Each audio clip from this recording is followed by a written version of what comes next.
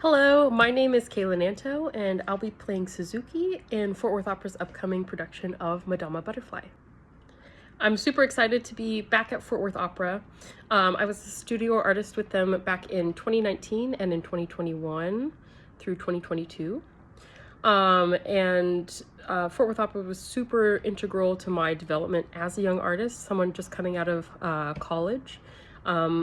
With them, I believe it was either my first or one of my first main stage opportunities to sing Flora in La Traviata back in 2022. So I'm really excited to return again for Madama Butterfly, which is such a beautiful piece. And I'm also excited to be home and doing a gig because oftentimes we travel all around. And I'm just really excited to get to bring this production to life in my own community. So every time I see Madame Butterfly, no matter how many times I've seen it or performed in the show, it just makes me sob. It's such an incredible work. The music does an amazing job of just delivering the drama and the emotions of the characters and taking you on such an emotional journey. And I hope that that's what audiences can come and experience, whether they have things in their own life that they're connecting to the experience, or if they're just feeling something, because I think now more than ever, we're kind of in a world where we get more and more disconnected.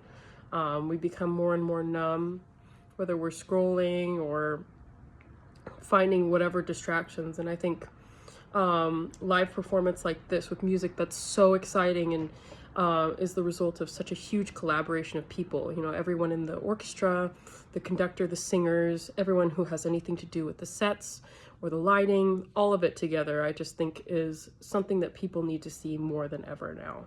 So I hope they can come and just go on this emotional journey and experience the incredible work that Puccini has brought to life.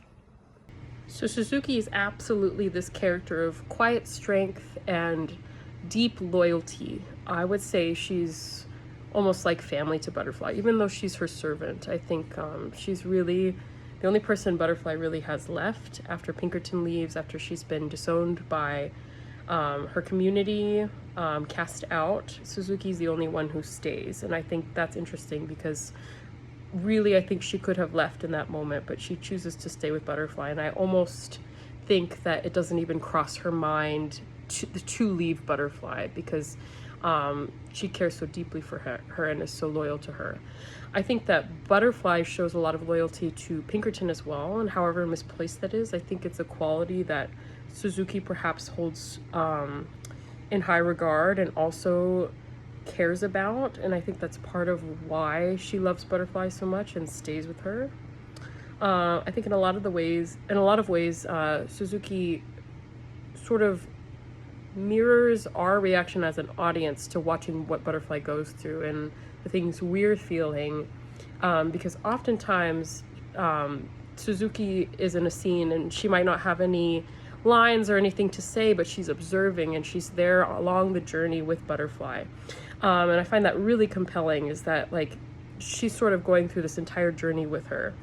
And I also find it to be a very relatable character because I think a lot of us have had a friend or someone close to us who's been in an awful relationship and you're just screaming at them to leave and you want them to leave, but at the same time you want them to be happy and you want what's best for them, and it's such a difficult situation to be in that I think a lot of people can relate to.